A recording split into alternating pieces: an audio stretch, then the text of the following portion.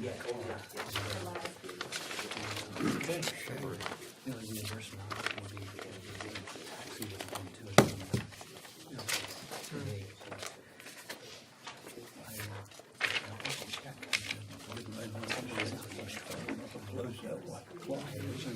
so. Telling us 45 seconds.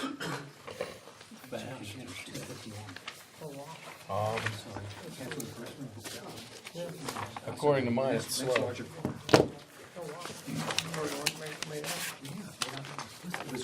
I'd like to call to order Town Council's reconvened regular business meeting of October 23rd, 27.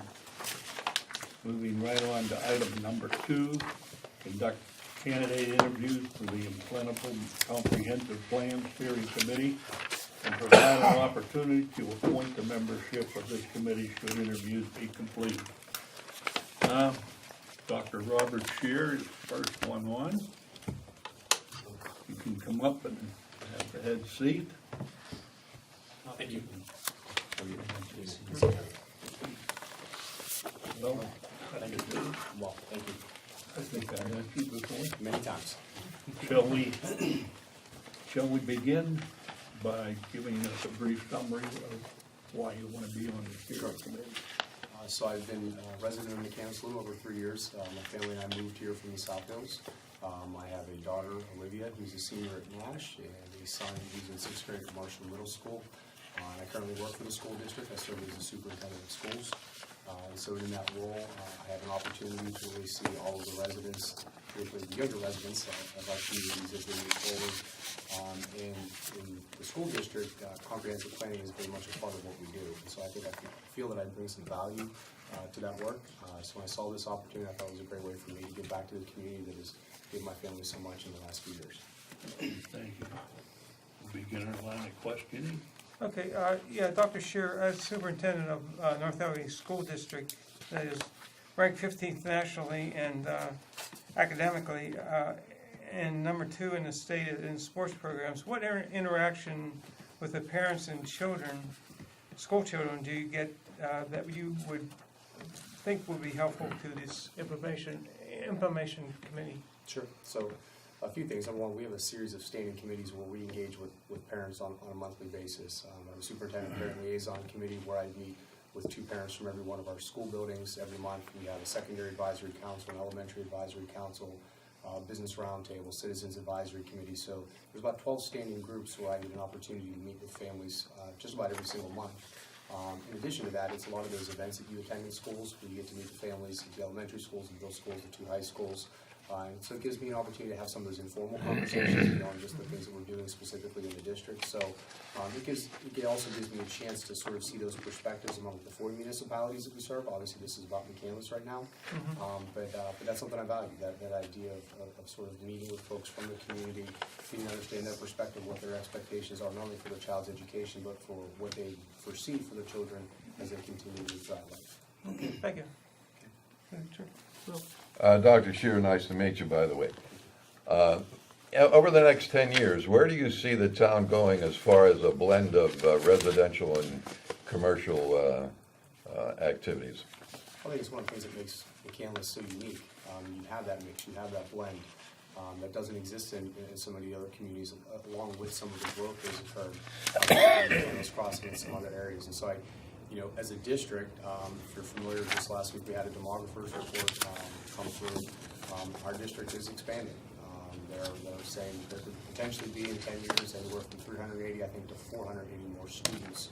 And we're going to get close to 9,000 very soon. And so that's in a number of our communities. McCandless is growing. It's not growing quite as fast as some of the other municipalities, but where I see again, the district as a whole, but really McCandless in particular, I think that mix that you have of the residential and different types of residential as well. It's not just single-family homes anymore. We're seeing an increased number of students coming from carriage homes, from apartments and condominiums, and so I see some of that mixing in, obviously, with some of the new developments that are taking place. Thank you. Nothing further? I have no questions. Having the opportunity to meet with as many people as you do, what would you say McCandless is in the most need to have? Well, I think it's, the challenge in that is right now, I would only be sharing the conversations that I've had at this point. And if I understand this correctly, it's really about listening. It's about listening to folks that are coming into this process to share what it is that they see, knowing that this plan is there. I think I've read it on the website before. We're all aware that there's folks that are interested in the community center. I've heard that, but that's, again, anecdotally. So I think my role, if I was selected for this committee, would be to really, how are we going out, how are we listening, how are we getting that feedback from all residents? Because maybe that's something I've heard from some, but maybe that's not the consensus among all. So I think that's the key to any plan like this. How are you blanketing the whole community? How are you getting all of that feedback, the feedback from those that have young children, those that are retired, and everybody in between, really making sure that if you are going to spend monies from the community, you're really thinking it through. What's that impact going to be on the community? But that's one example of something that I've heard. So your feeling is to be a good listener. That's As my part of this role committee. every day. Oh, right, I'm sure. Okay, thank you. Sure, thank you. Mr. McKim? Yes, Doctor, pleased to meet you. I think we may have met briefly before, but it's nice to see you again here on a more sustained basis.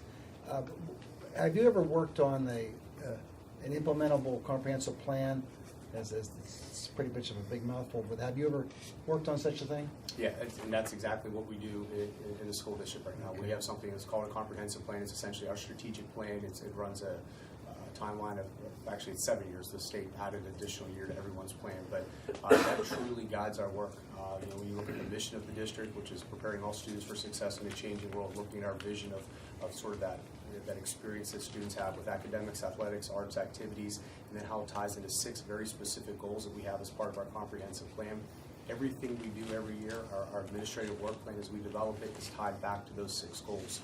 So it's not in the comprehensive plan that we put on a shelf and go back to every 6 or 7 years. It truly is the blueprint. Sort of a living document? It is very much a living document, and so it allows us to then stay focused and strategic in the things that we need to do. So it's not flavor of the month, which I think sometimes is easy to do, especially when you're running larger organizations. So it really gets us an opportunity to say each and every year, okay, what are those specific things that we're going to do in those 6 goal areas that tie back to our comprehensive plan, the mission, the vision. And again, I think anytime you do something successfully, you need to make it a living document and not just something you put on the shelf. What individuals in general are engaged in that? Are all the professionals at the school, perhaps even the students, is input solicited from all of those people? Every 6 years, when you develop the 6-year comprehensive plan, yes, there is engagement from a variety of stakeholders. When you get down to the annual work that we do, a lot of those conversations happen between our administrative team, the school board, and other folks that are sort of in a position to lay out that 6-year map. So when we lay that 6-year plan out, we actually have some meat on the bones. I mean, so we have an idea of what we want to tackle when, but it also provides us enough flexibility to say, you know what, there's something that's popped up that we really need to address next year, and we just want to find a way to make sure it fits in one of those 6 overarching goals. So yes, that is something that Well, thank you very much for your stakeholder answers. feedback is incredibly important. Yes, sir. Thank you again. Thank you. I have no question?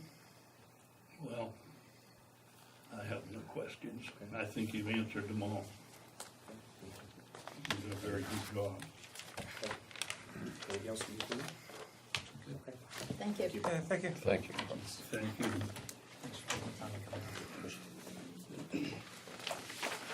Paul Heckman?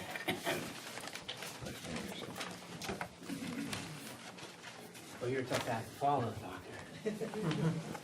And actually, some of my opening remarks kind of follow up on the doctor's remarks, so I feel both lucky to have those prepared already, but it gets to meet a whole lot more people than I do today. Generally, I work with a handful of guys in the mill. I'm a manufacturing guy. I've been in manufacturing for 40 years in quality assurance. I appreciate the opportunity to come and speak with you about the opportunity to be part of the planning here.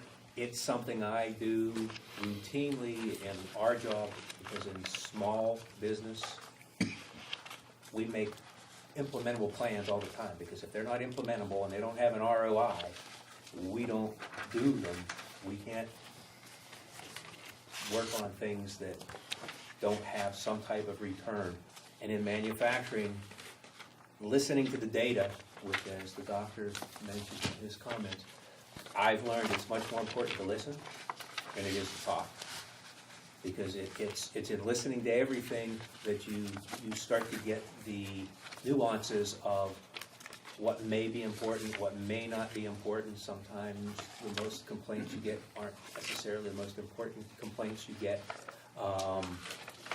And trying to decide which data is relevant, I think is a big issue for this committee. And I think the fact that you're looking at having a broad spectrum of the town be part of this is very, very key to making it successful. We use cross-functional teams all the time so that we're sure that what we do in one place doesn't have an adverse effect on another part of the operation, because it's amazing how some very small things here and there that you think is great for this part of the plan doesn't make it implementable for anybody else in what you're doing. And listening and gathering all this data, going back to the history of the previous plans, at some point, it's important to know what maybe have we considered in the past, and it wasn't implementable, maybe at that time for technology. We see a lot of things now that we say we couldn't afford 10 years ago, but the costs of so many things have come down to the point where it becomes very inexpensive. I don't know if anyone saw the young lady that just placed in the STEM competition for developing the water quality tester because of her concern about fracking. Huge if she can make this work, and it sounds like she's one smart, I believe she was a 9th grader. But the parts to do things like that are available to make so many of these things possible. And as we look at the other things that may come about and listening to what our residents want and don't want, I think things that we may have said in the past were undoable might now be doable. But only through listening and coming into this with an open mind do you have that opportunity to really decide what's important, what's doable. And sometimes it doesn't hurt to have that. Might not be doable now, but at that 10-year period to say, 8-10 years out, it's good to be able to look at this at that point in time and say, is this now the time that makes something doable? It's that vision for what might be that becomes, I think, part of the goal of the plan in the long run. It's not just what can we do next week, next month, next year. It's what lays out for everything. I think you will only find those things from good listening. Okay. Okay, well, according to the McCandless website, the primary role of the steering committee for the planning process is to give the consulting team guidance throughout the planning process. Other than, listening, what do you think you could bring, could do to give the consulting team guidance? Well, I think part of what I do every day in my job in listening to people in manufacturing and sales is to look for the places where I can help guide them sometimes in asking more why questions. I've spent time in almost all of those departments in one time or another in my career, so I know sometimes enough to push with a couple of questions about why not. And I think sometimes it's not just the why and the why not, it's the who. One of the things following up again on the doctors, who and questions to ask is, are we asking enough of the young people that are 18 to 28, people that are coming out of school? Would you come back and live in McCandless when you graduate from school? What would make you want to stay? What wouldn't make you want to stay? And those are the kinds of questions when we're talking about the demographics of whom we're looking at. My questions would be, are we able to look at the full spectrum of those kinds of people and what we might do? As I said, I'm pretty much a data guy, and I ask a lot of questions about, I've been down a lot of rabbit holes chasing data, and I've learned to listen and ask a lot of questions about why this, why that, what about this, what about that. Thank you. from the viewpoints of commercial, residential, environmental, educational, in what area do you think that McCandless should concentrate on over the next 10 years? Well, I can tell you one thing. I went to North Hills High School when North Hills High School was #1 in the North Hills. And I would sure like to see North Allegheny stay #1 for a lot longer than North Hills was able to remain #1. And I think we're doing a lot of those things that are going to continue to make North Allegheny a great school district. When they're #2 and #15, I'm not an expert, and we have no children that go to the schools, but I have nieces and nephews that have attended the schools and have gotten excellent educations. I actually have a niece and nephew that went to a school in Ohio, and sometimes I'm baffled by the things they don't learn there that I know the kids here knew. So I always feel very proud to say that we live in, and we're willing to live in North Allegheny because of the schools. Because strong schools make strong property values. People want to come here to educate their kids. And that's important, that's property value, because when people want to buy into a school district, it's easy to get the value out of your homes. And when they're fleeing school districts, you don't. And as the educational aspects of that go, I think the good doctor covered the concerns and the things that you see from the parents. Thank you. Nothing further? Can you give us an example of a project that you transformed into an implementable plan? I've been with a company where we implemented a plan to move some manufacturing from here in the Pittsburgh area into Shanghai, China. Because the Chinese have been building steel mills, because that's the business I'm in, are steel mills. And we knew that we could not compete in getting our product from Pittsburgh to them, but by building a plant there that we can support from here, we were able to supply the Chinese. And it was a very odd and interesting plan to do. It is still running today. It is making a profit today. So I'm very proud to have been part of doing that. And again, it required, working with a lot of different people, especially over there, because the Chinese government has some very odd things that you have to do to open a business, like feed the employees every day. And it's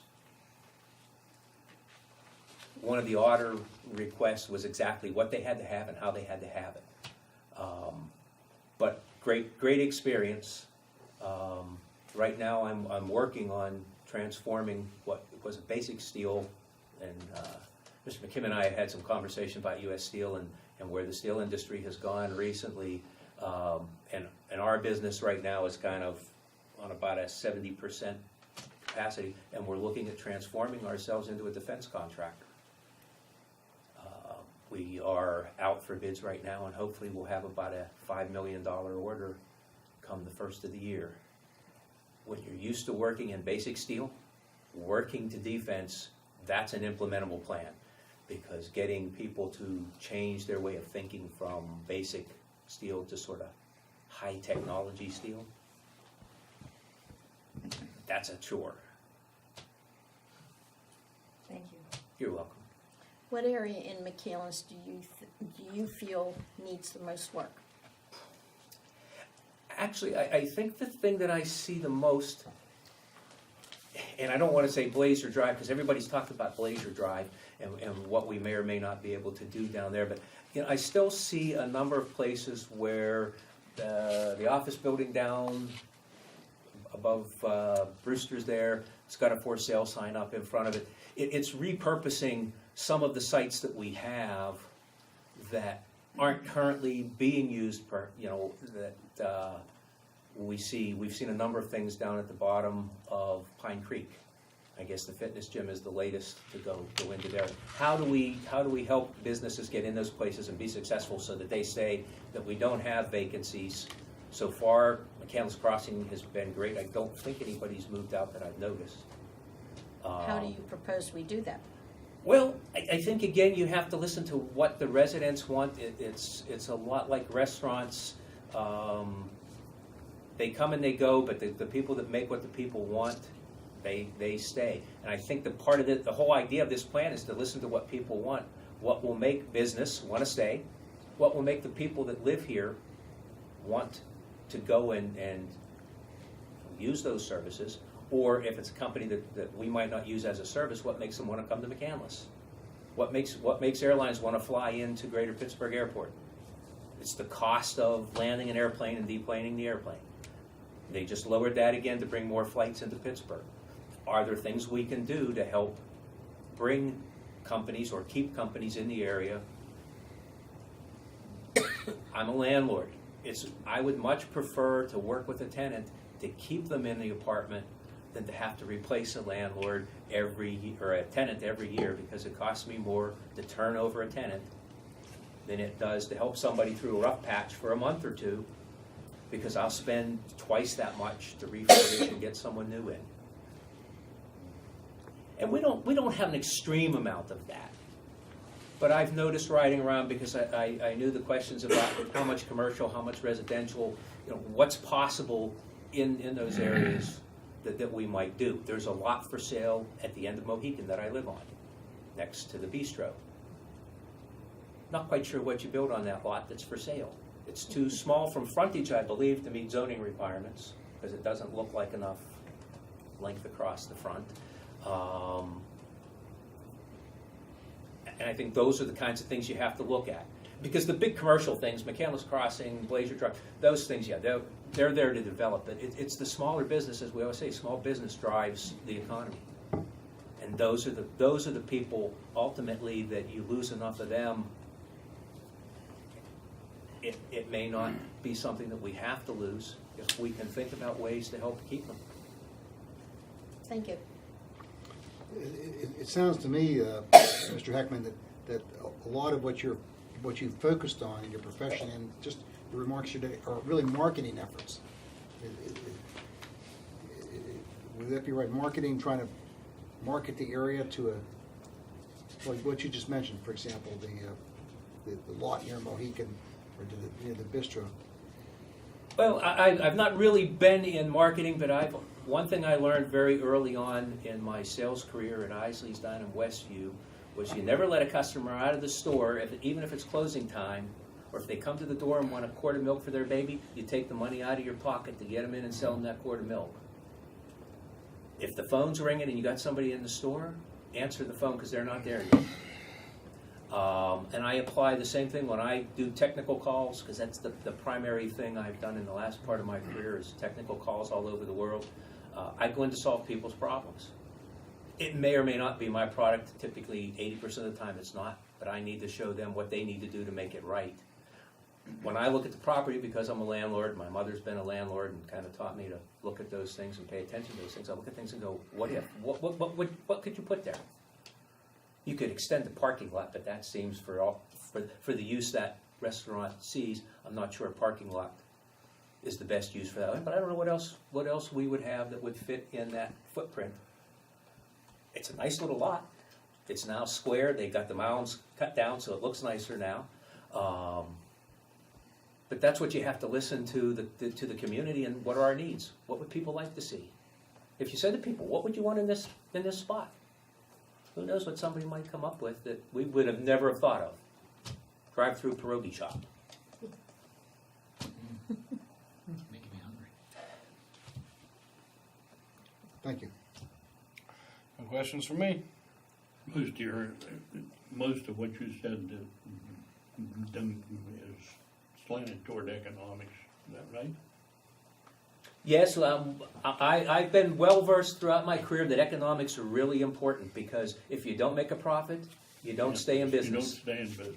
And whatever it takes, that's what you need to try to do. And I've been lucky. I've been pretty much given the free rein to make decisions when I might be in China and tell somebody they're getting something for this problem, or not, without having to go back to my bosses and squabble about this or that, because the extra sales we're going to get from what we may have done there are worth, in some instances, what you're going to do.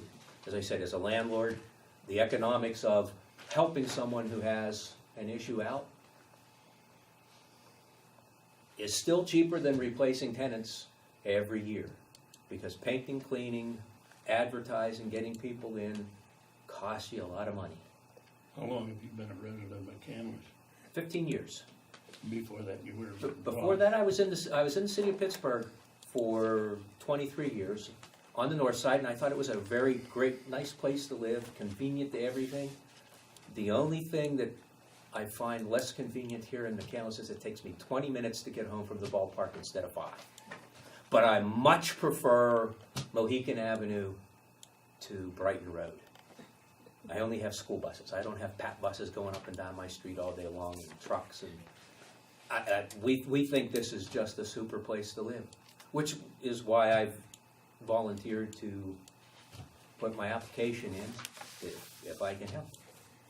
Okay, thank you. You're welcome. Thanks.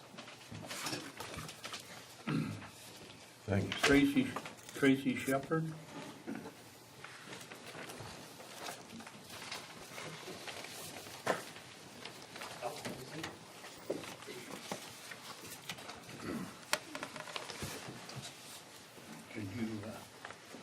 Would you give us a little background? Yes. Sure.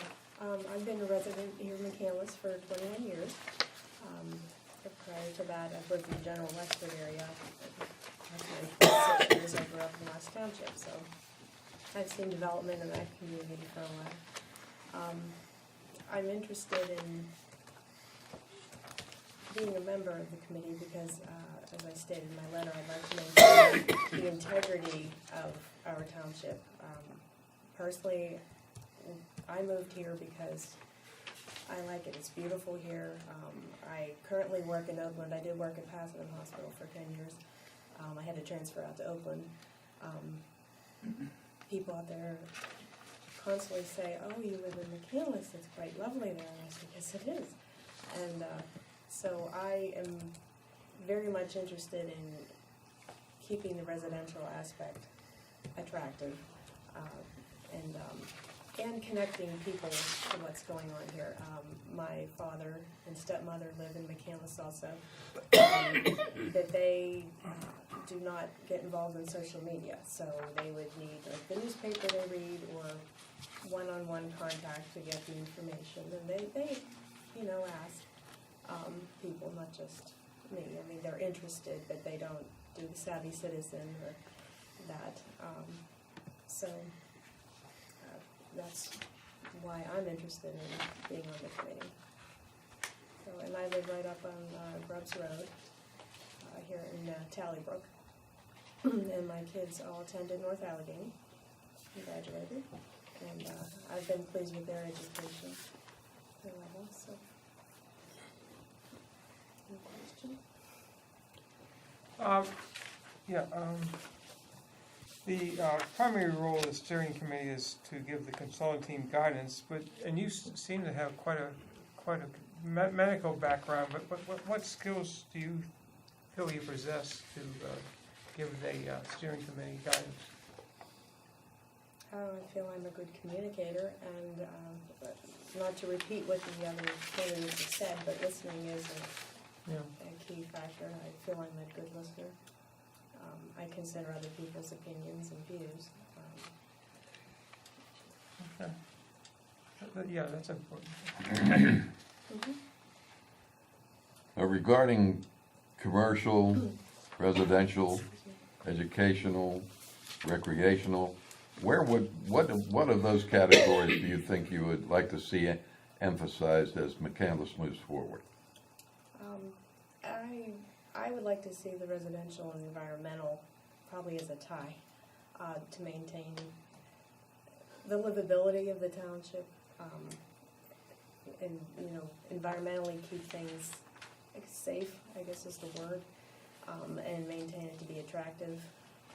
And any other businesses, I guess repurpose is the good word, such as the block at Northway and McKnight. That was a very good example of repurposing commercial property. And if we're able to do anything like that here with some of our existing properties that will benefit the community rather than take away, that might be a difficult task, but if that's what could be done, that would be optimal.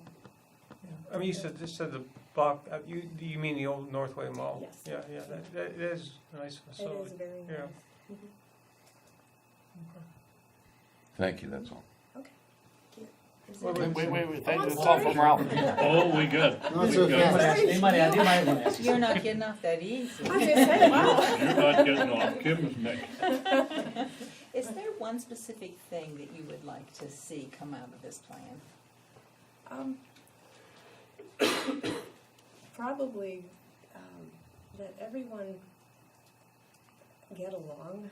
I know the last topic was very heated, and I just hope anything else discussed, commercial, otherwise, that people can discuss it as adults, not attack, and residents included as things are presented, and that you can move forward. Everybody can, even if you disagree, can disagree maturely, and we come to resolutions of what's best for the community.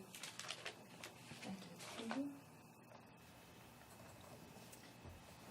What do you feel in McCandless, you're saying to redo areas. What do you feel in McCandless is taking away from McCandless? I don't feel anything's taking away, per se. I think some things that maybe still could use a little more improvement are maybe some of the roadways.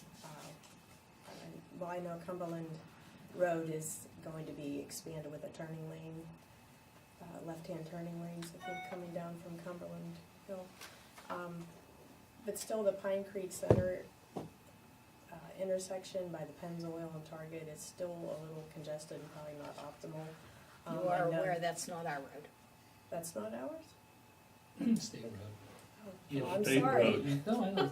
We partnered with PennDOT on what was done so far. Okay, well, okay. Okay. So sorry. Go ahead, it's all right, we didn't mean to interrupt you, but No, that's okay. I just think there's some better effective ways to manage our traffic flow, especially since we have more now. You know, but, I guess that's to be Okay. taken up with someone else. thank you. But PennDOT does consider our suggestions, Oh, yeah. yeah. Yeah, and they'll take our money too. Yeah.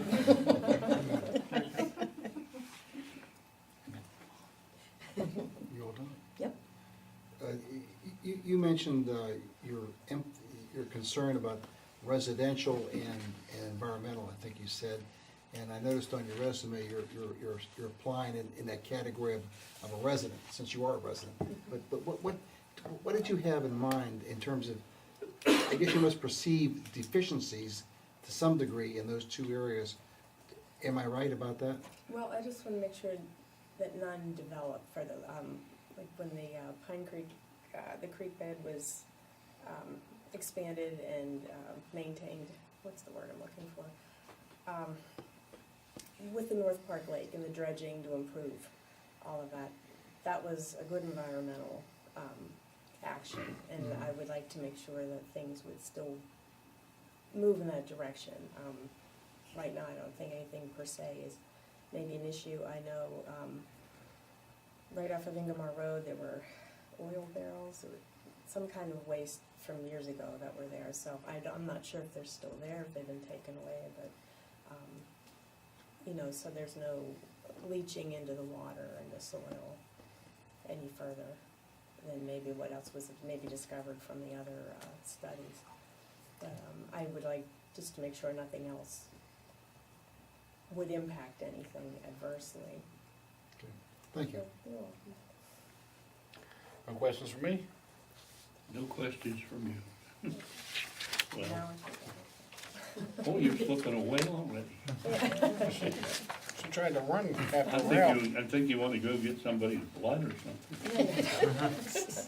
A little blood. That's tomorrow You night. probably wrapped that up for the day, right? You probably wrapped that part up for the day. That's fine. Okay, thank you. Thank you. Thank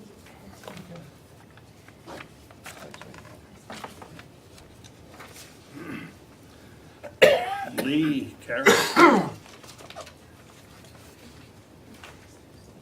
You pronounced it perfectly. Somewhere I ran across somebody with a name like that, that's what I pronounced it perfectly. Well, I've been a resident of McCandless for 27 years. My wife and I moved here in 1990 with our 3 sons. They've all grown and they're off the payroll now. And You think. Thank I retired in 2012 after 21 years with General Nutrition Centers. I started with them as the manager of transportation in 1991. At that time, the company was generating about $400 million a year in sales and had roughly 1,100 stores. When I retired, the company had about $2.1 billion in sales, a little over 8,500 stores, both domestic and internationally. So during that time period, we saw a lot of complexities growing in our operation, from a technology standpoint, from a human resource standpoint, from a communication standpoint, from an interfunctional standpoint. So while we grew the business, we had to focus on how do we develop the foundation to support the growing number of stores that was growing at a double-digit rate every year. That took a lot of meetings. We met a lot with sales folks, with merchandising folks. We also met with hourlies. We brought them in, for example, we had to completely redesign our warehouse management system, bring it into the 21st century. We required for every shift to have members of the floor who packed orders to sit in on how we designed the applications. We brought in the accounting folks. We brought in the sales folks. We met with them to get their input on how best to design the operation. So as a result, once we went with a new application, it basically ran quite smooth. But the key was, nobody was surprised what we were doing. And to us, that was a real key. We constantly met with store personnel. We had a franchise convention, so I would go there and I'd present at our conventions. We'd also have smaller group, roughly this size, meetings. But I found the most interesting way to get people to speak frankly is when you go and visit them at the stores. When it's on a one-on-one basis, take them out to lunch, talk to them. It's amazing what you can learn versus if you just send out memos. It's really, people are uncomfortable, I think, many times to respond to a memo. But give them the opportunity to speak frankly on a one-on-one basis. It's amazing what you can learn. I mean, in fact, really the best way that we found to truly learn what was going on was go to the bar with them. And they found that. But basically, the key was to tell them what was going on. Oftentimes, we told them what they didn't want to hear. But the key was, as long as they understood why we were doing it that way, they accepted it. I mean, everybody wants to have it their way. But as long as they understood why we were doing it a particular way, we moved on from there. No surprises. In addition, after I retired from GNC,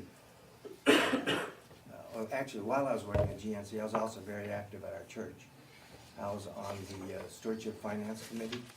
I was on the Staff Relations Committee. I was also on our church session, plus on a committee to select a new pastor. Since my retirement, I worked at our church on the long-range planning committee. Also, after retirement, I was on the board of directors at the Swickley YMCA. I was also on their property committee and also on their finance committee.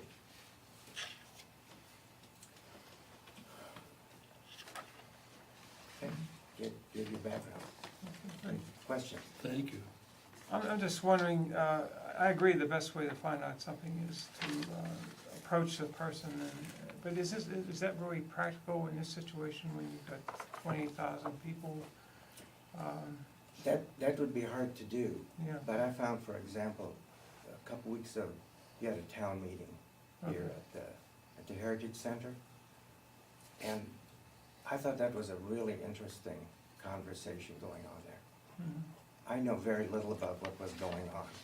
But what was interesting was you learned how complex everything is to run a township. Mhm. So I think if you have more of those, I think that would be one way to do it. You're not going to get 28,000 people to attend those. You can use social media, but you can contact people just so much. You can do surveys through the internet. And we did quite a few surveys using the internet. The survey is the easiest part. The tough part is designing the questions for the survey. And so it's like, what do we want to accomplish in a survey?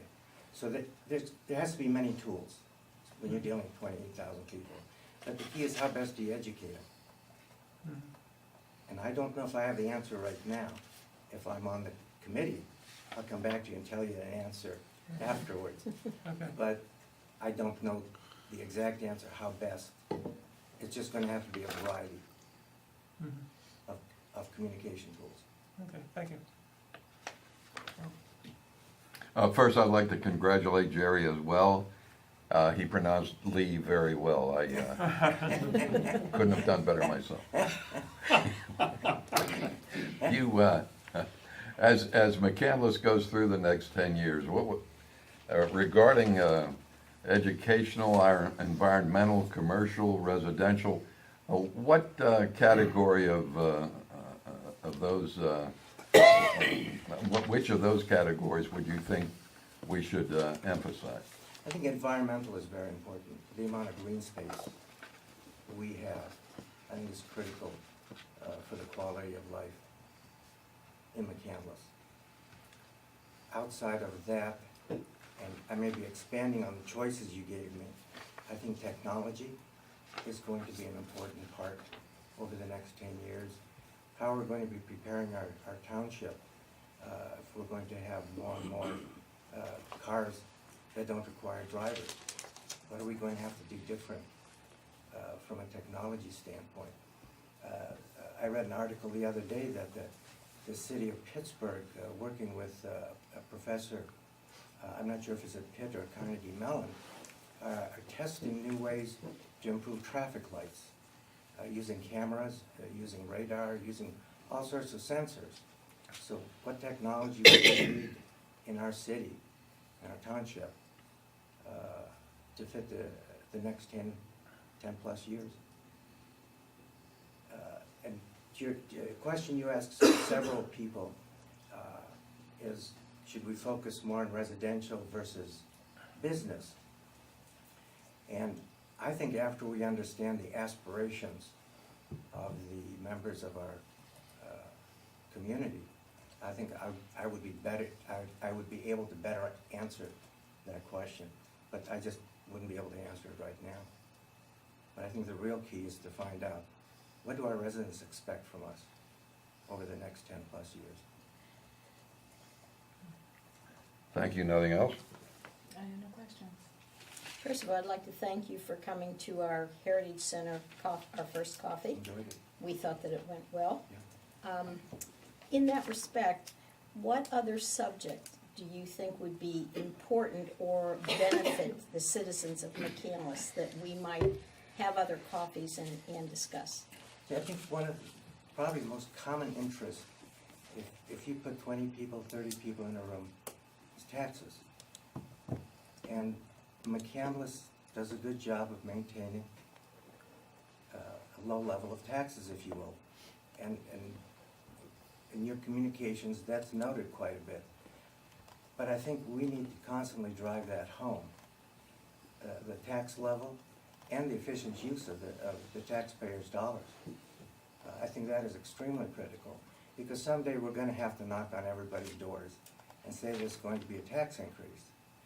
As long as people know that their tax dollar is being used efficiently now, we'll have a lot less issues than if people don't know that.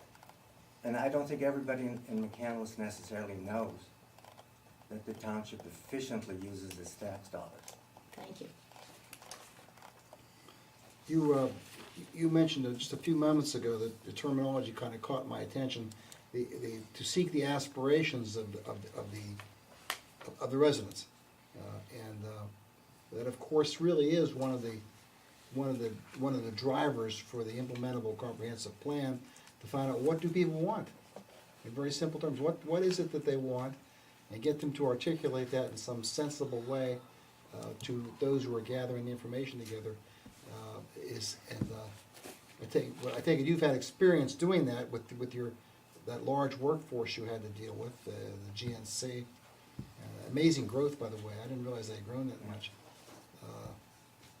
I worked there at the right time. Yeah, well, that's life in general. Yeah, right place at there. Right. Yep. But anyway, that's the only comment that I have, and I think it reflects what you said. Thank you. If I could just build on that a bit, back in in the early 2000s, the company decided to go into the wholesale business, and we knew nothing about wholesale from a distribution and transportation. We were strictly a retail operation, and a contract was written and completed with Rite Aid, and we were going to be shipping to their distribution centers. And as a result, and it's like, what the heck do we do now? So we figured the only way to learn is we went and visited Rite Aid at their headquarters. We went to their distribution centers, and what do you expect from us? What do we need to do to meet your expectations? So it's really critical, no matter what you do, it's that communications piece. That is paramount. Thank you. Any questions for me? Well, we're on about 6 or 7 master plans. After they get proposed, they depend on the economics as to whether they're implemented or not. As far as green space, we have 1,840 acres in North Park is ours. Isn't, but isn't. Yeah. And we have over 200 acres that we've set aside. Other than, That's great. so that's to let people know that we have it. It's there for their use. And we acquire it and we use it. What we're gonna do with it, well, that's for future generations to decide, I suspect. I have no further questions. You gave us a pretty good explanation. Well, thank you. Thank you for your time. Appreciate it. Thank you. Thank you, Lee. Thank you, sir. Jason?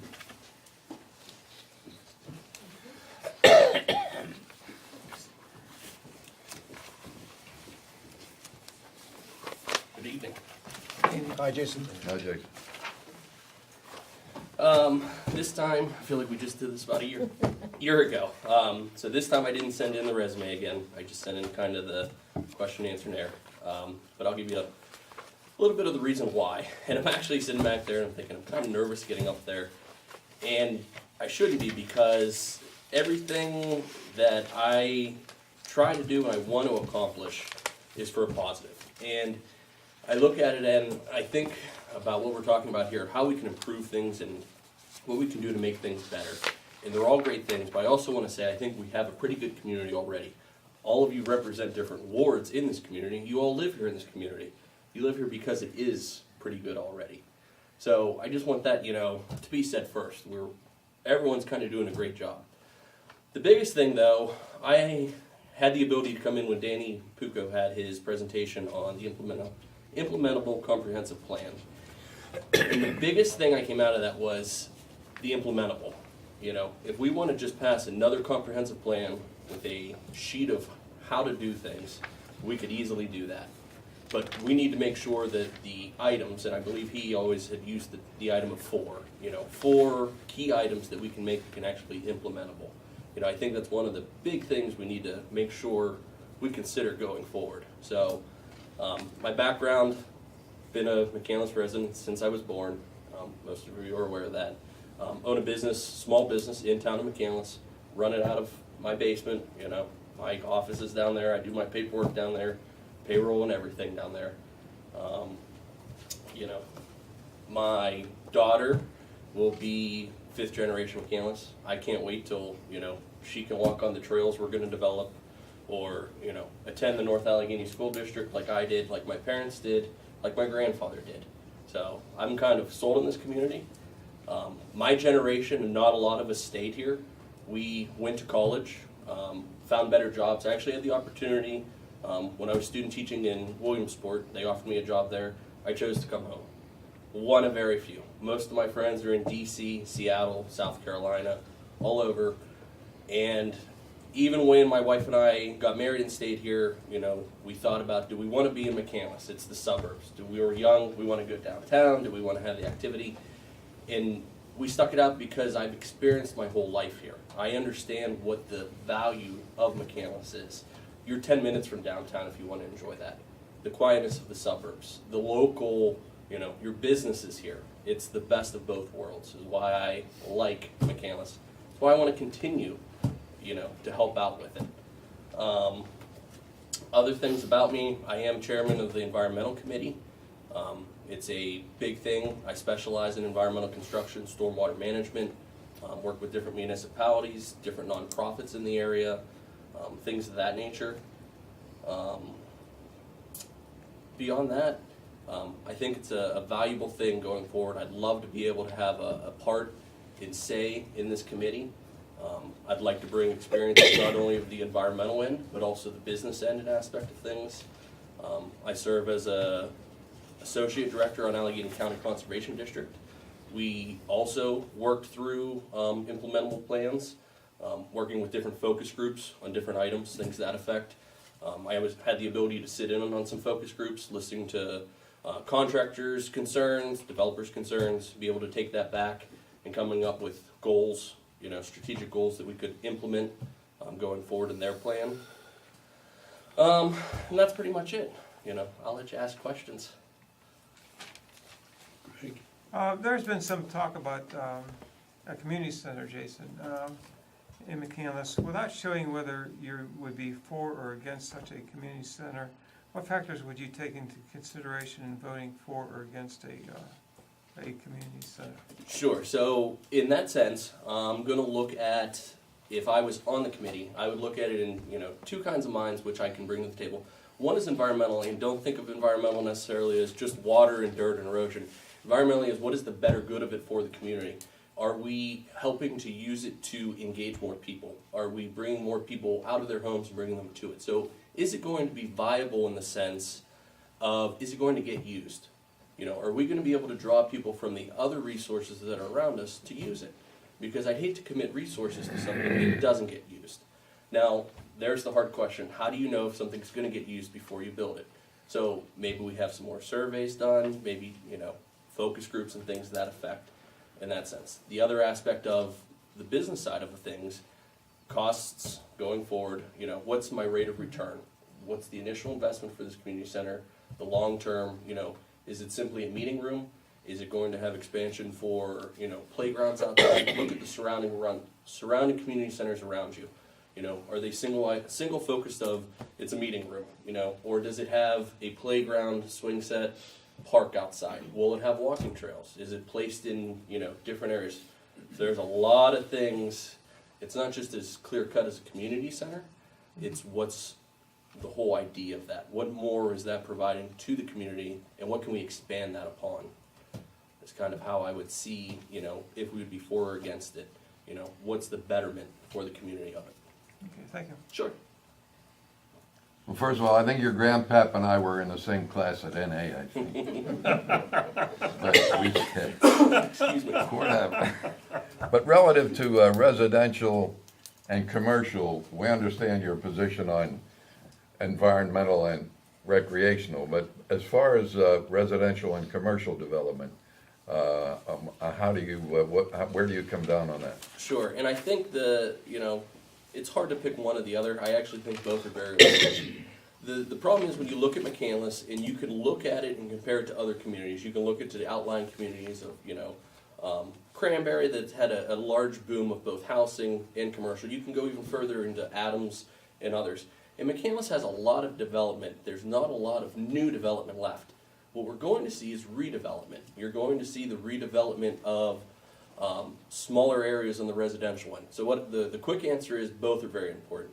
The concern is, as we start to see redevelopment on the smaller scale of residential, you're going to see the 5-acre tracts now that weren't ideal for building a development, but now all of a sudden you're going to see 5 house lots come out of that. And we have to be cautious on that because you're going to see the density change on the residential side.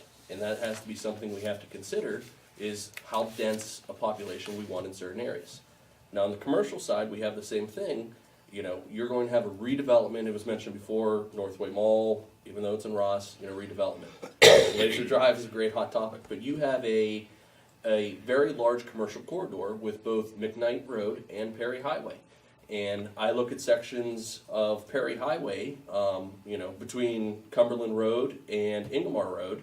There's a section of commercial along Perry Highway with car dealers and veterinarians and car dealerships and stuff that you're going to see redevelopment here in the next couple of years. And we need to be thinking about what we want to see there, what residents want to see, how that's going to affect residential areas. You guys had dealt with a drilling company recently, I had known, that applied for storage near the area, and that's something we have to consider. There's a lot that has sat vacant for years and years.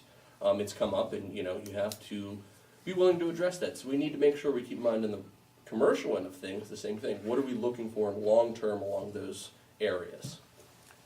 Well, formerly being in the real estate business, I know the term for that is called the highest and best use.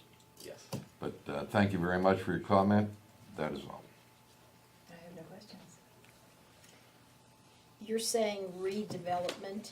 We don't have a lot of area that's open and free in McCandless any longer. Are you feeling that we would have to tear down? I'm not saying we have to tear down. I'm saying you're going to see the market's going to drive redevelopment, meaning that, and look at what the Planning Commission has probably approved on, the latest housing plans. No longer does McCandless have the old Brown and Vaughn plans that were, 50 acres and they developed 50 house lots. Now you're getting the Herbert's housing that buys a 5-acre tract and does 5 houses. You're going to see some of those smaller, for instance, the first one comes to mind, it's not in McCandless, it's in Franklin Park. When you're traveling Brand School Road across from, when you crest the top of the hill, the 5-acre house that just sold, and the home builders just moved in and developed it into 5 building lots. So I think you're going to see that in McCandless. You're going to see that some of these lots that have been in families for a traditionally long time, and you worry about areas such as Eichner's Farms, you worry about areas such as the Grupp Valley. There's areas there where there are some buildable lots, that when property ownership might change, how is that going to affect? Do we want to see densely populated housing there, or do we not?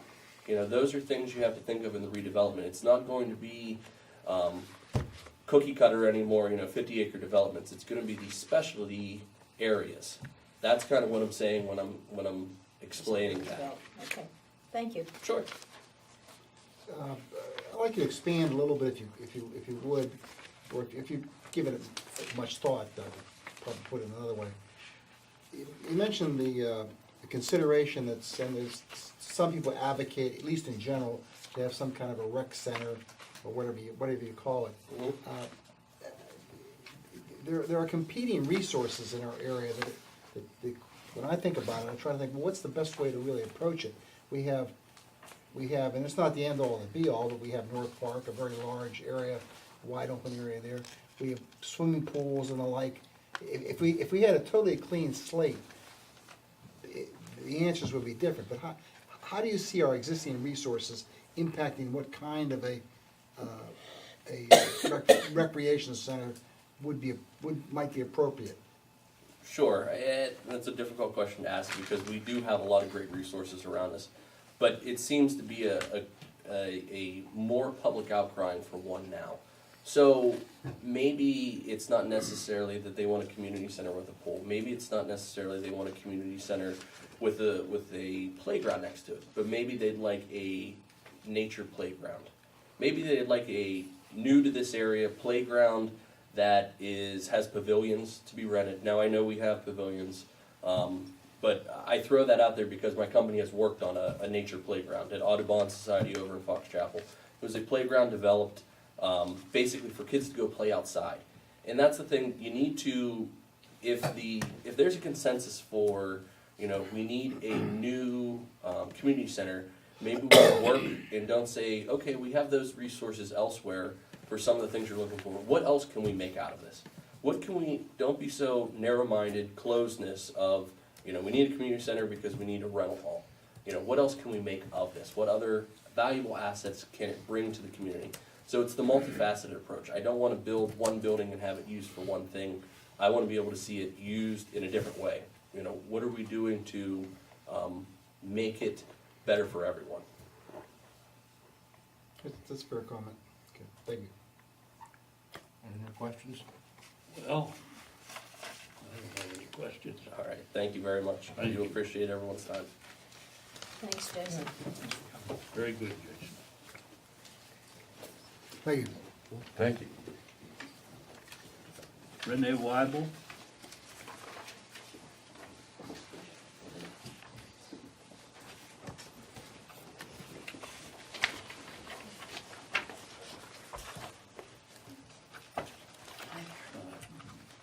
Would you like to give us a little Sure. introduction? Sure, I'm a lifelong resident. I was born and raised here. I'm not gonna tell you how many years ago that was, but I think I got a few years on him.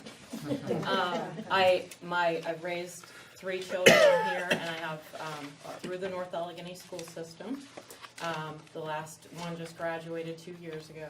I have a stepson that I'm also raising. I live on Reineman Road, and I work from home. I work for AT&T, and I have the benefit of working from home, so I spend a lot of time in our community. Lots of involvement with 3 children going through the school system, the sports, the activities, the community in general.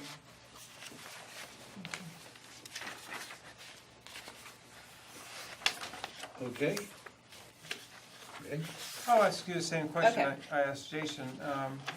There's been a lot of talk about a community center, and again, without showing whether you'd be for or against it, such a community center, what factors would you take into consideration in deciding?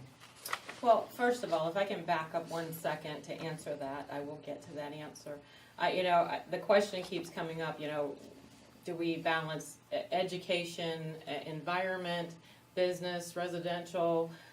In my opinion, it's like a 4-legged stool. If we don't pay attention to all of them and keep them in check, you're not going to be able to use it. So when I think about things like a rec center or some of the environmental issues that the gentleman just spoke of, I think that our responsibility on the steering committee is, and I'm a project manager by profession in my company. I've project managed for 15 years. Right now I'm on the staff of the president of field operations, so we have 62,000 employees under my president that we have to project manage in areas like diversity and inclusion, in short-term projects, 6-year planning that I heard the doctor speak of earlier. I think that, number one, the job of the steering committee, while I am not an expert in any one of those areas, I'm not an economist, I'm not a financier, I'm not a developer, we need to listen to the requests of the community and then pull in those experts. The one thing I've learned in my 28 years with AT&T is that I don't need to know everything. I need to know who to go to get the answers so that I can make that informed decision. And, with every project that we face, you set forth, you have low-hanging fruit that you can accomplish relatively easily, and then you have your 6-year planning, and you need to adjust accordingly. So when it comes to the rec center, yes, I've heard a lot of talk about that might be a focus for our community. I do believe we need to have some action to bring back the sense of community. I believe our diversity in this area is not reflective of what we have to offer. We've got, a lot of different demographics coming in. And I also agree with the gentleman on technology as well. We are not keeping up, I don't believe, with the technology. I'm in a technology company and I can't keep up with it. The minute I learn something, it's outdated.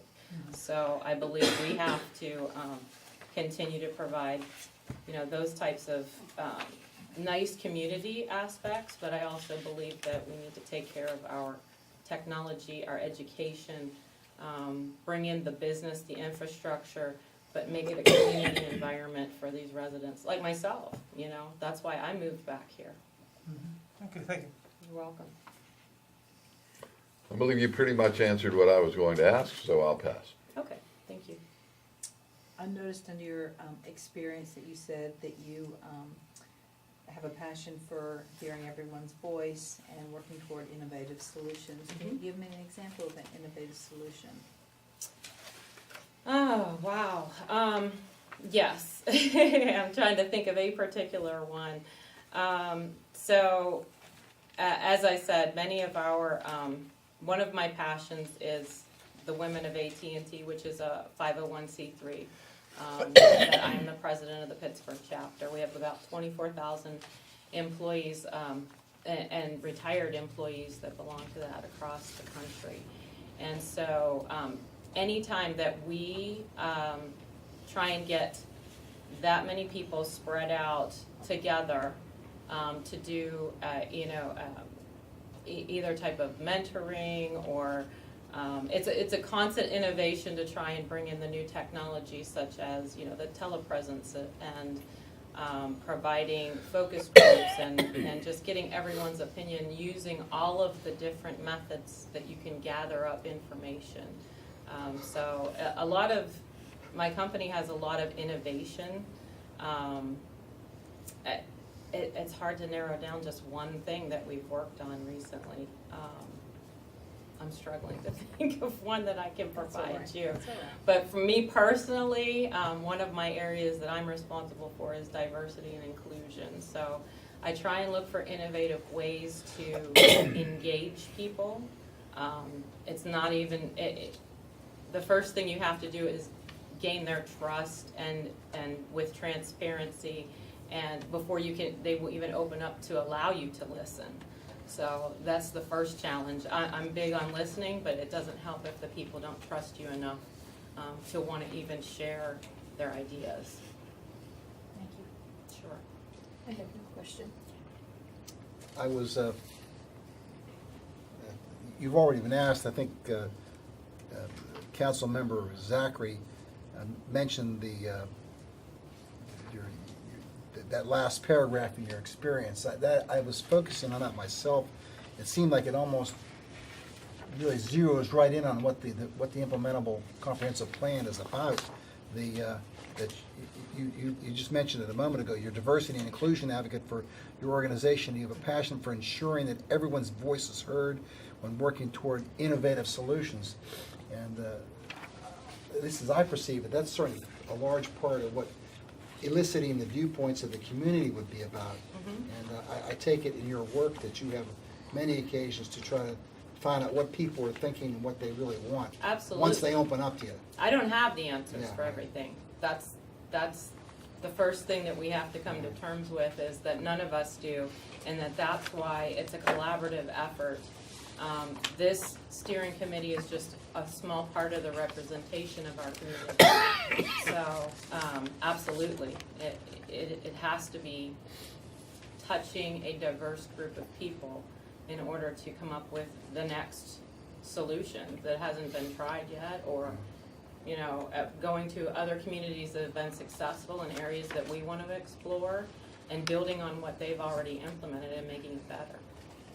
We can't continue to be a closed group of people and expect to come up with new ideas, you know, living in our bubble. So, then that's true of everything, Thank not you. just our township. Thank you very much. I have no questions. Yes, I remember when Cumberland Road ended at the church, at the top of the hill. Yeah, my family, my family was the first house on Seminole in the Indian Village, so it was farmland over there, yeah. Yes, and no midnight road, Mm-hmm. don't worry about it. Anyway, I don't have any questions, I think you Okay. answered them all. Thank you. Thank you. Have a good night. The next one is Dennis Blakely.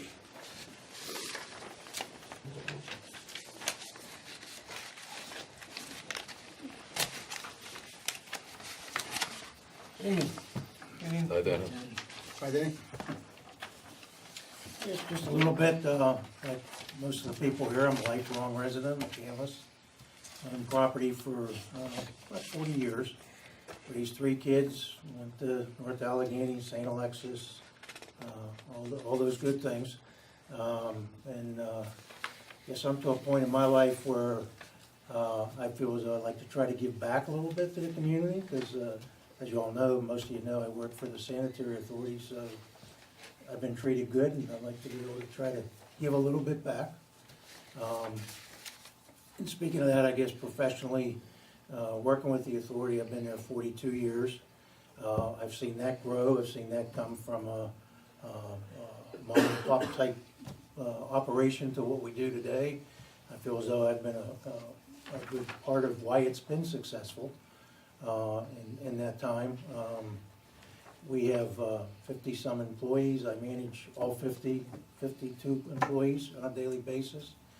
I manage their workload through their supervisors. We work on 10-year budgets, operating budgets, capital budgets, the whole operation. We're involved in long-term control plans for our treatment plants. We're working on one at the present time. Our Pine Creek plant, we're looking to upgrade that. It's probably about a $25 million project when everything's complete. So you learn how to forecast the plan to decide what will work best.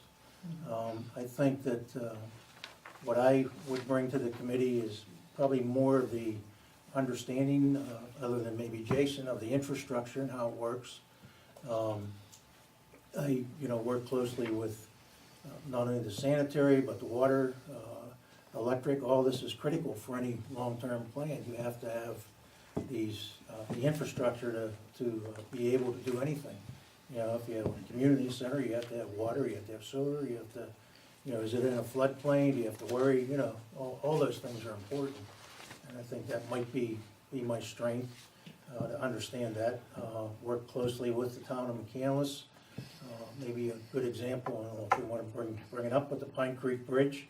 It was a very critical. You guys had a short time span to get it done. There was some real issues there, and there was a lot of, as Toby knows, a lot of strong personalities involved. And we sat down, listened to what everybody thought was the right way to do it, and together came up with a solution that everybody agreed to, and it's done. It was You had to bring it up pretty, again, huh? yeah, pretty close to being on time.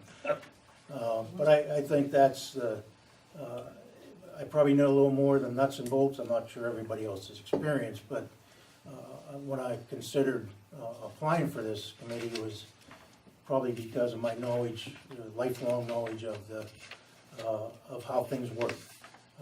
And having an understanding of, we may have a good idea, we want a community center, but what's it gonna cost? What's its, what's the O&M of it, the operation, the management, things of that nature.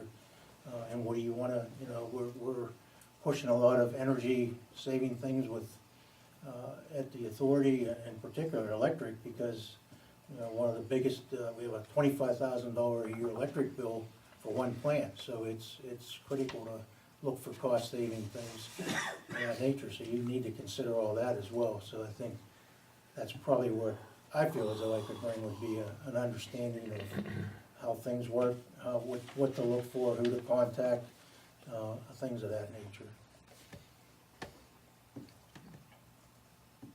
With respect to sewer, you would bring the table, your knowledge on the sewer system? Yeah, I've asked knowledge on that for, you know, I've been worked for them for 42 years, but, Yeah. you know, we've been part of Act 527 plans, long-term control plans. We work with the town on theirs, on all the communities that we work. We actually have one out now for our upgrade that our engineer just finished, so I have an understanding of how they work. You know, I put my part into it for the sewage, but I understand all the pieces that go together to make it so that you can apply for it. Thank you.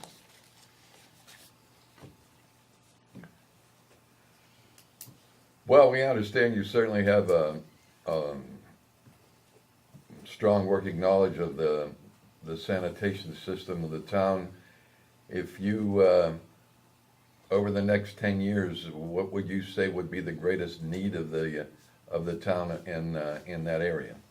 Well, the upgrade that we're working on at the treatment plant is number one, because the regulations are tightening every permit cycle we have every 5 years.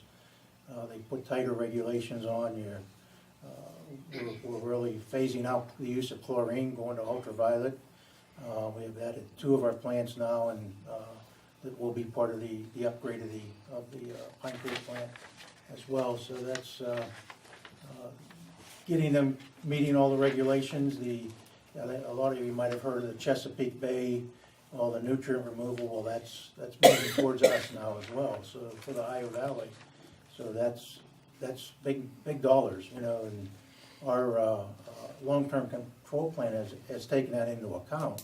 We're making it so that any facility we build can be converted to meet those requirements with a little more expense.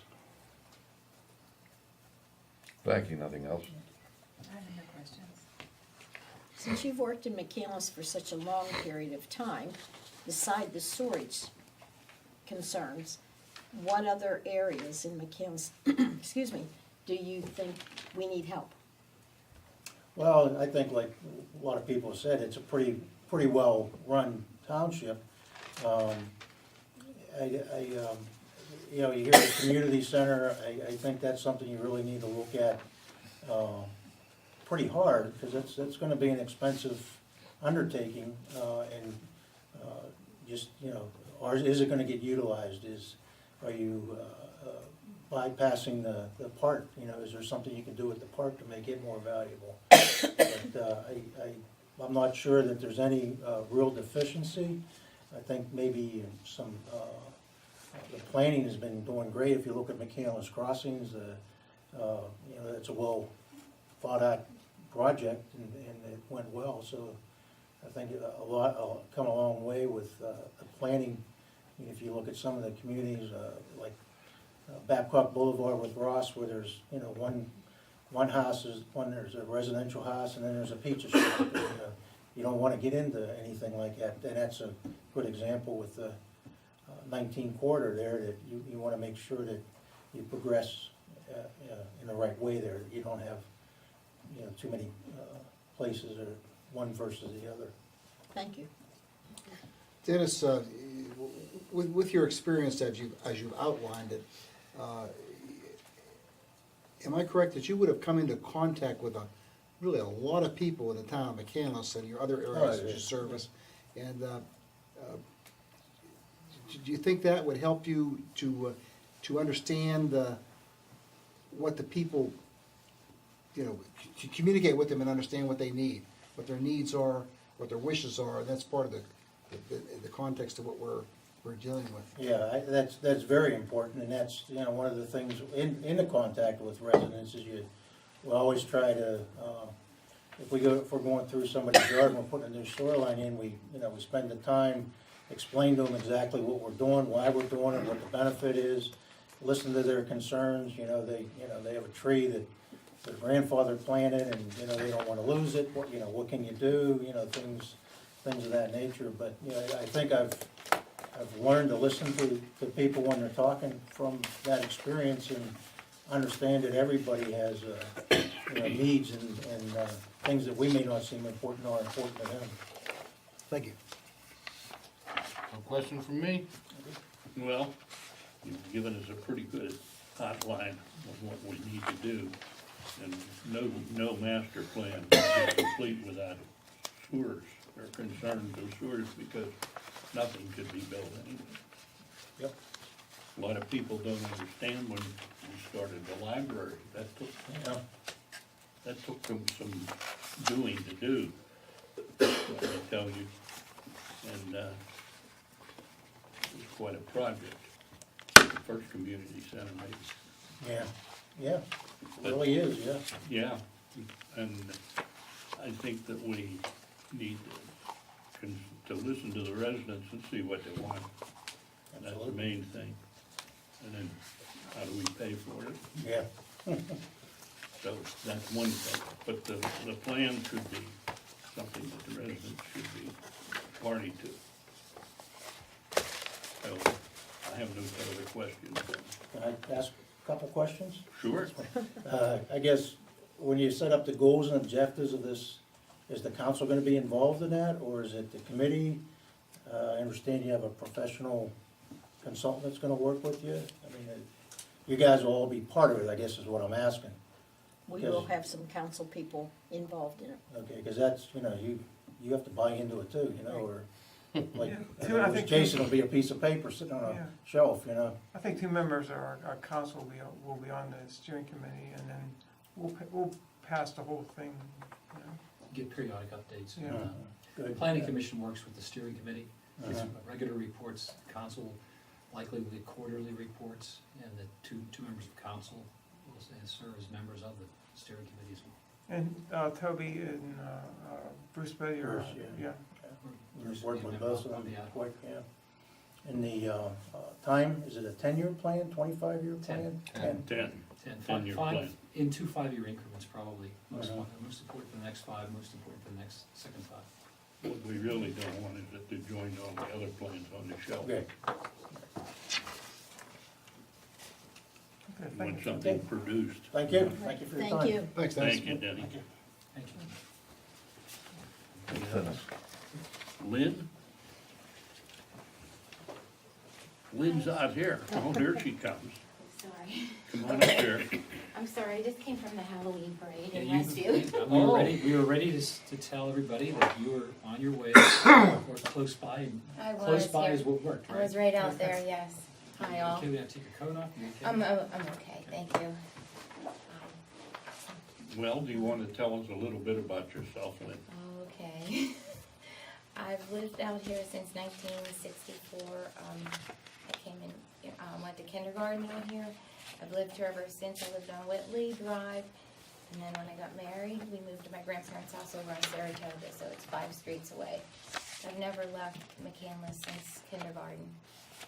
I work at Houseman Hospital as an operating room nurse, and I've been there 36 years. Long time. All the time passing. Do you want to speak a bit about what you want to see in the community plan? Well, over the years, I've had like some visions of what we could do.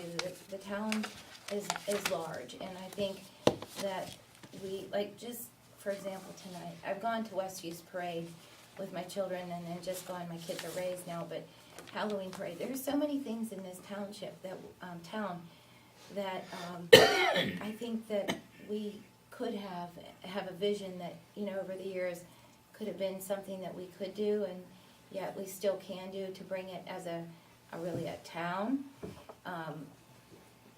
just, there's a lot of resources here, a lot of people that I think would be willing to participate in doing different things that we don't really tap into those resources. I've talked about also getting a litter control program up in the spring, kind of working with the town, Mr. Bajarski, to try and organize litter control in the town. So go around, get volunteers, work, and he had some ideas with the Friends of North Park. Start there and then kind of get that going. But I guess just there's a lot of things that we haven't tapped into that are out there that I think, with lending itself, with being an employee of the community and also living here, I hope that I can maybe just try to help out a lot in that way. Okay. There's been some talk about having a community center in McCandless, and I asked this question a couple times. Without showing whether you would be for or against such a community center, what factors would you take into consideration in voting for or against the community center? I think there's nothing but positive things of having a community center. It brings people together, the cohesiveness of the town. Since we really don't have a town, per se, like a street that shows that we have a town, a community center, I think, would be really something positive. And then also, would that be something that you could rent out for different occasions that maybe would bring some revenue into the town as well? Is that Well, it could be, it's a like possibility. Pine has that park, and they also have the community center where you can have wedding receptions and all kinds of things like that. But you could use that as, different things that would be helpful to bring the community together, and as well maybe help fund things, as other Yeah. other functions. Okay, thank you. Regarding residential and commercial type of development, which of those would you think should be emphasized as we move through time? We have a lot of commercial right now. We have a lot of space to build more commercial at this point with the Well, current community crossing. Is there a lot more out there that we can? More rebuild. Okay. There's a lot of places, I think that's in McCandless, or maybe it's Ross. Like, I just passed that place where the old liquor store was on 19. That whole plaza's empty. Is that McCandless there? Ross. That's Ross, okay. But there's a lot of things that close down, come in, go out, that, if you could maybe make it attractive, maybe something different that the community would thrive with. I mean, I don't know, that horse saddlery store, that's kind of innovative down there. Something different like that, those are, that bring people out. And residential, sure, why? I think it's all positive. Okay, nothing else, thank you. What one thing would you like to see come out of this comprehensive plan? I think maybe community involvement, some ideas from the community, input, like listen to what people, just to try to maintain the community we have and preserve so that it doesn't get like a runaway community like Cranberry. I think that kind of is out there is a little runaway, yeah. So to preserve what we do have left. I have no question. Thanks. So, one question, you could have alluded to it a little bit, and I think all of us, well, maybe just speaking for myself, many people have said, well, the town of McCandless, sometimes people would say, gee, there's no there there.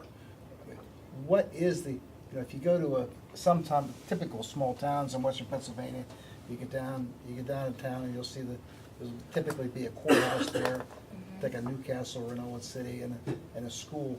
Whereas, I think one thing that we're lacking here is sort of a lack of a really coherent place that symbolizes where we are. And we have the town hall that we're sitting in right now, but what do you think about that issue? Do you have any ideas about how we could kind of develop in a way that would be Well, the museum, I think, is a start there. That brings a lot of Mr. Bullock's memorabilia that, you know, a lot of us grew up with. And I went through the museum at McKnight probably about 4 or 5 years ago, and I remembered a lot of things, but I learned a lot of things too. But maybe that's a start. McCandless Crossing, I think, is also trying to get that feel with the square and that, so maybe there is some feeling of what's coming of a town. It's kind of hard to build a town like when you have everything else already built around you, but what we have now, we have to maybe make that be our town. I always envision like that. I think I talked to you, Toby, a long time ago about having a Halloween parade along the drive where Trader Horn was years ago.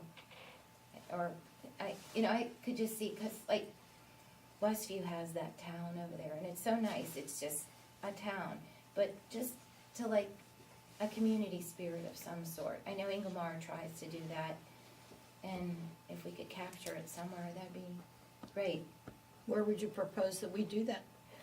I know, well, years ago when Trader Horn was there and that little section, that seemed, because you always had Community Day there, that was kind of like where you had your parade there in September, so that's where I thought, but maybe, I don't know, We don't really have any open. No, but maybe up through the crossing somewhere, maybe, McCandless Crossing, maybe they would, you know, We just had a Halloween parade on Saturday.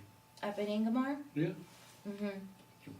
I don't know how many years we've had that. That's there, but Ingomar is kind of like A little Ingomar, community, yeah, yes. they have the feel of a community. We even, the old Ingomar Fire Hall had a community center. Right, that's nice, Yes, yeah. where we had people that played cards, and we had two different groups that met there. Mm-hmm. No, that's something like that, if we could do something. I don't know, maybe that would be out to suggestions there too from people.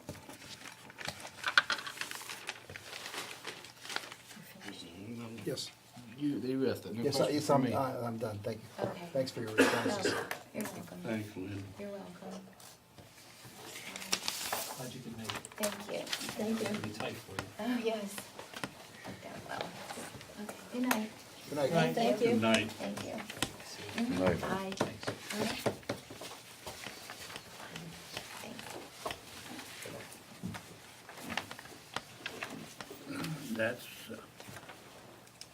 That's the last. It's a wrap. There was a person, Marcy Pearson, Yeah, I saw just so her. you know, she was unable to attend any of the interview nights, and sent us a very nice email saying that since the schedules aren't coinciding, it's okay. We told her we keep her resume on file. Yeah. I was gonna ask her what the. Because her schedule, she does a whole lot of traveling, which could be indicative too of how it might work or Yeah. something like that. Anything further on the Rob Ladon situation, since he bailed last I weekend? understand that that's right, he had to leave, he was getting ill, and the report I got, and I attempted to reach out to him twice today, and I didn't get a response. If this Marcy Pearson travels so much, would she be able to be on the committee? Would she be available? That would be something she'd have to answer, but you know, her schedule is, you know, it's really filled right now with a lot of travel.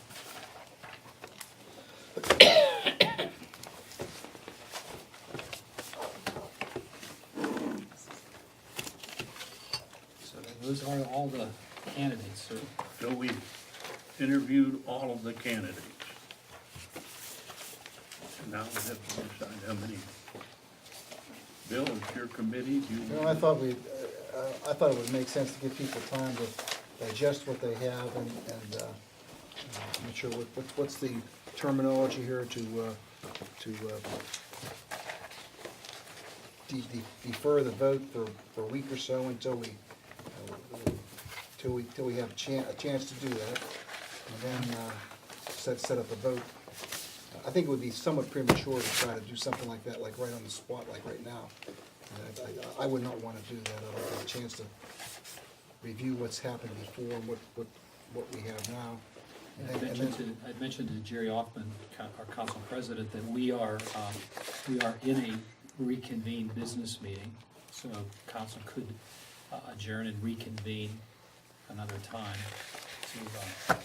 Those are the words I was looking for, adjourn and reconvene, because of the very fact. And then what would the date be reconvene to? Do we have to set a date at this point? I have to tell you, I think you're gonna have, council's gonna have a very full schedule on the first Monday.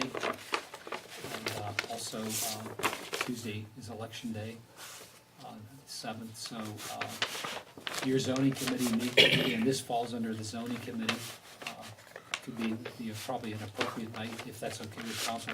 It gives you 2 weeks to mull and deliberate and think about. 2 weeks from now? 2 weeks No, from now. 2 weeks from. I think that would be reasonable, in my view, What's the date on that, Jerry? That's October? the 13th, November 13th. Do we have to give some public notice, certain amount of time to have a meeting? I mean, isn't there thinking of what is it, when you are gonna have an additional meeting, doesn't have to be posted so long and? Not by law, but by good practice.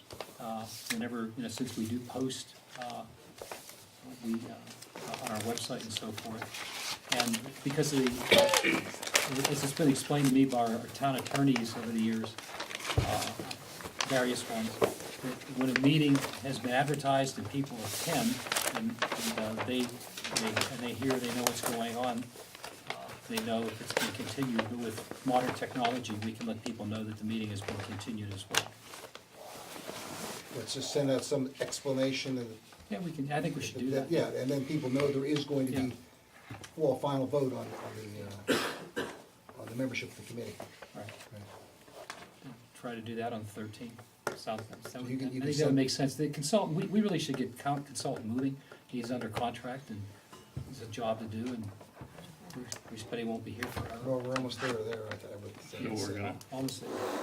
so what you wanna do is Make a adjourn motion. this meeting to the 13th? Yes. Is that a motion, sir? Is that a motion? Second. Well, do we have? Oh, yeah, I do thought you were make a making motion? it. Do You I making make, it? can I make the motion? Yeah. Okay, I so move. Second. I think Steve Steve, is. second. Any discussion? All those in favor indicate by saying aye. Aye. So the 13th, we come together and discuss, and we have to know how many people we're gonna put on this committee. So I'm looking in the charter in section 403B, and, just so we do everything properly, it says, the schedule of all regular meetings shall be conspicuously posted at appropriate locations and at reasonable times and advertised in the newspaper of general circulation of the town as to when this schedule is adopted or revised. Schedule of regular meetings shall be kept conspicuously posted at all times at appropriate locations in and front of the municipal building. Do we need to do anything like that so everyone knows what's going on? Since, again, this business meeting was advertised for when it took place on the 23rd, technically no, but again, I think we should put on the bulletin board, put on the website that it has been reconvened. With the explanation that we. For this purpose. Bulletin board and website, Sure. we can do that without any problem. And, if we get closer, point people to it with our Yeah. And directional what arrow. day did we say that was? 13. 13. At that point, we will have to determine with finality how many members will have, is that right? Yeah. There's more than just this point, it's how many people are going to be And the appointed. distribution, right, it's, Distribution. strongly recommended Okay. by our consultant.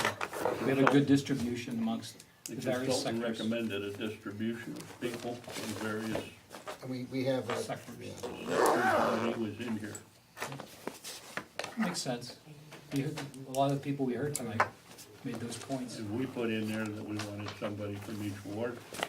No, we, We did. Oh, we did? If possible. So we wanted one from each ward. So but you then had geographic distribution that way. That way we'd have a geographic distribution. I think my ward had the most. Yeah, Applicants. You had a big strong. You and 3 and 2. So how are we gonna decide this? Are we gonna sit and discuss them, or is one person gonna nominate, person by person and then vote, and then no one has anything else to say? How are we doing that? Well, anybody who wants to speak to a candidate, as far as I'm concerned, is certainly free to do that, I mean, among our group here, right? The mechanics, you're referring to the mechanics of how we take the vote? Well, I guess we'd have to have that person, somebody move to, you wouldn't want a wholesale appointment, you'd want, You could have 25 motion, or 24 well, motions. I mean, does that make sense, do you think? No. Here's a list of whoever the moving party is, thinks is the,